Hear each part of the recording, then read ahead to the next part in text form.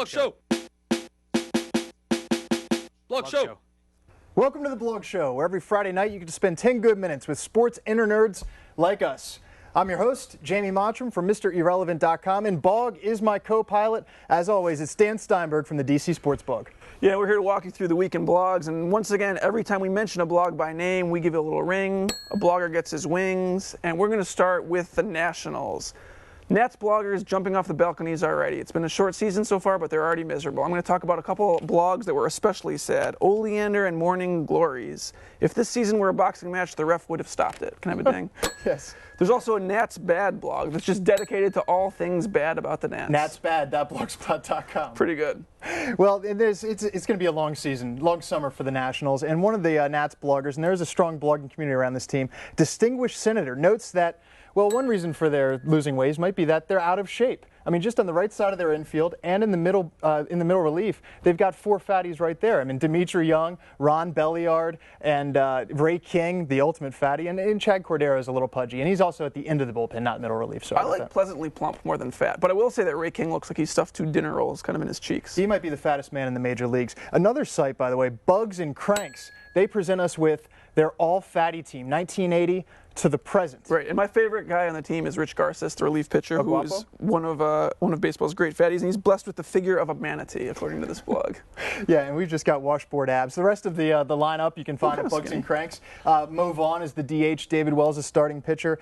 Tony Gwynn is in right field or left, wherever he played. I don't quite recall. But Cecil Fielder is actually the second baseman on this team because he played 2 career games. And one of the commenters kind of disagreed with that and said that our own Ronnie Belliard should have been at second base, especially because his name kind of sounds fat, like Belly Lard. Belly Lard. Got it. Yeah. All right. Topic number 2. The NHL playoffs have begun, and I'm not much of a hockey fan. I'll admit that here on the airwaves. But JustWhy.com does celebrate one of my favorite sensations every April, the playoff beard. And they ask people to send in, I guess, with pictures of their best playoff beards, right? Yeah, so go to JustWhy.com and submit your own if you're growing one. Right, but more interestingly, I think you can go to playoffbeard.com. Yes, where they give you a guide to growing the perfect playoff beard. And it goes in 5 stages. So the first stage is like Chris Christopherson, where you get a little unruly and you can see the makings of a great beard. You see the future potential of that playoff beard. It goes up to level 3, where it's like the Geico caveman. Finally, level 5 is the ultimate. It's the Chewbacca, where you pretty much just look like a Wookiee on ice. Have you ever been there, do you think? I could never go there. Okay.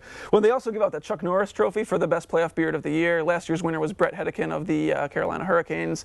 Unfortunately, the Caps, I think, are looking pretty clean-shaven right about now. Yeah, not anytime soon. And also the Battle of Alberta kind of goes through the 7 stages of playoff beards, and there's kind of grief and elation and all that. And stage 7 is like triple third part of elation, in which you get to finally shave that dead animal off of your face. That must be a great feeling. Awesome. And another reason to love hockey this April in this Stanley Cup playoffs, lionandoil.blogspot.com presents us with the facts that Don Cherry, Canadian broadcasting icon, is going to be calling the Stanley Cup playoffs for NBC. He's going to be part of their playoff coverage. Yeah, and I grew up near the Canadian border, so I'm kind of familiar with his work, but not everyone is, I guess, and so we want to kind of bring some of Don Cherry to you. But listen, you kid, don't get caught in the Canadian syndrome, where if it's Canadian, it's got to be bad. We're the best. I've been telling you the best. How about the guy that used to be on about 4 or 5 years ago, and you know those other, the amazing upper body strength of the Russians, so amazing.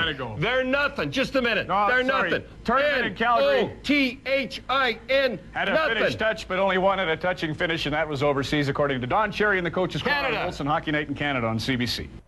If he can give us some performances like that on NBC, I think we have a stateside icon on our hands. The accent alone, he's kind of like the Canadian Bill Walton or something like that. Yes, Big Red. Yeah. Hockey needs their own Big Red. And the last reason that you really got to get into hockey playoffs is that there's celebrity bloggers on NHL.com, including Little John. Right. The first hockey blogger with gold teeth, I think. And NHL.com, just for the effort, gets a ding. Awesome. Very good. You know, I actually wanted to say one thing when we were talking about the fat people, too. Wow, I'll save it for later. When? We only have 10 minutes. We'll talk about it some other day. Let's talk about Colin Cowherd. This was the big story of last week, and we kind of got on it a little bit at the end of the week, but we kind of missed some of it. Mm-hmm. Colin Cowherd, an ESPN radio host, kind of took on the blogging community by singling out thebiglead.com and asking his listeners to shut it down. Can you give me what biglead.com, please? He's earned it. And so the blogging community kind of banded together to take on Cowherd. And my favorite blogger was Every Day Should Be Saturday, a great college football blog who said, "This means war." And it did. And the Blogosphere together came up with a nickname.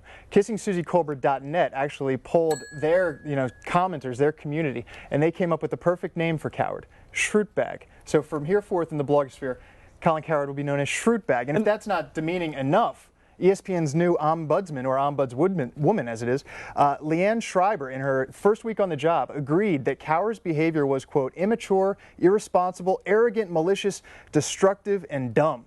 So take that, Schrootbag. And I guess a lot of bloggers try to kind of make a larger issue, a larger point out of this whole debate. Offwing Opinion, one of the grand old daddies of the blogging world, kind of said that this was, the dying remnants of the mainstream media kind of trying to lash out at bloggers. And I'm not really sure if it meant that or if it was really just some guy being a doof. But either way, it was nice to see what he got, that he got what he deserved. And I think that I counted like maybe 40,000 bloggers that kind of came to the big league's defense. There's at least 50, and they're all rounded up on one dying quail. Right. Don't know the URL, so you can Google it. All right, let's get to some leftovers and some random items from the week that was in sports blogging. This is something we mentioned last week, was that there's a commercial in Canada with Frank Thomas pillow fighting with some kids. Gets a little rough, and it got censored up there on the Canadian television airwaves. Well, Deadspin this week noted that the Blue Jays have embraced this commercial, and they're going to have a Frank Thomas pillow night September 2nd. 5,000 kids, 14 and under, are going to get their own Frank Thomas pillows. And did you see that Pete Rose actually came out? No. With a stance on the issue? He said that there should be no betting in baseball. Rimshot. All right, second up, Fox Sports columnist and friend of the bloggers.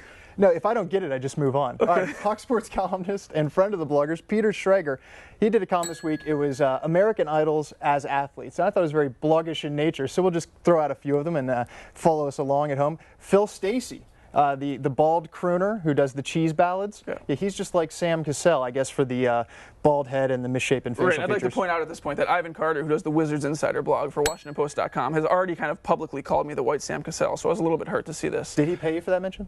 I'm not sure about that. All right, well, second comparison, Lakeisha, who's got the big voice, to Jamarcus Russell, who's got the big arm, could go #1 overall to the Raiders. And third and final comparison we want to bring up, Sanjaya Malakar, the sensation that you either love or you really, really hate, and some people actually starving themselves until he's off of the show. He's compared to Joe Kim Noah. And I guess there's that whole love-hate thing, but I said this previously, and you don't really agree with me, but I kind of think that Sanjaya's got a little bit of a Roger Federer thing going on with the wavy hair, but you don't think so? I did like his playoff beard this week. I wish that he would continue that throughout the rest of the season of Idol. Third leftover item, it's from SurvivingGrady.com. They found their new reliever, they're a Red Sox blog, they found their new reliever J.D. Durbin's public MySpace profile, and the name of that page is T&A for me. It's not public anymore. What does T&A mean?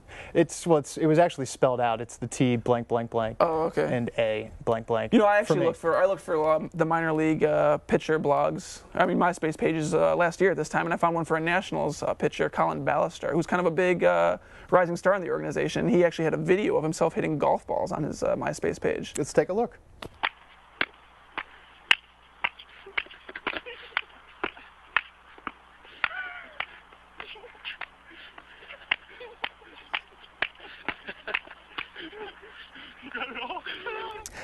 That's not going to help him get to the big leagues, but I think it is going to make him a blogging sensation. I think he can outdrive me, actually. That was a Roy McAvoy move, hitting that many balls at once. Dan, that does it for the weekend blogs, but let's get to Dan's artisanal cheese of the week. And this is my fat comment from before. Are you ready? Ray King, I think he's more bloated than Washington Post Live. Anyhow, 90 minutes a day, 5 days a week. Applebee's Cheshire. It's crumbly, it's buttery. Sometimes you get a little blue vein running through it. It's a British cheese. It's covered in cloth, and it's really yummy. And I wanted to recommend it because DC United has the home opener on Saturday, and I think it would be a great cheese to go along with a soccer match. That sounds absolutely disgusting. Although Panger from foulball.net did say that last week's blue cheese was an excellent choice. Cool. And that does it for this week's blog show. You want to come back next Friday at 6 p.m. on Washington Post Live here on Comcast Sportsnet to see what T-shirts we're wearing, Deshaun and No Moss, among other things. But before you go, here's the YouTube clip of the week dug up by my man, Bethlehem Scholes at NBA Fan House. It's a NBA-ized version of Naughty by Nature's Hip Hop Hooray starring the 1992 draft class, everyone from Alonzo to Alfonso. Look out for the cameos from Tom Gugliotta and Christian Laettner. Hey, you do you remember the time I tend to bend up from last September? They let them into essence to turn it back with the status. To kill him, no, I have no pride. Valley, you alive. Alonzo more than sort of rob anybody squad. Plus he's sticking to the switching, cause it's hitting. The only way he'll be splitting is for the whistle or intermission. This swung and hung by some young ones, sticking whipping lumps. Make way, here comes a bunch of young guns. What's the motto? Who's hotter than time to bomb? Gugliotta, who's gotta hit you, switch your rock, give me gotcha.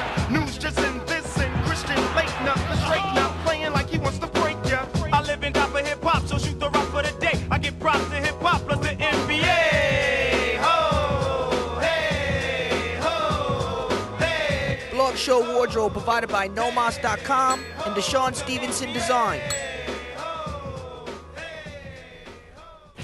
Ah, yes, Blog Show compliments of your DC Sports blog, which you can access by using that URL right there, highlighted on your screen.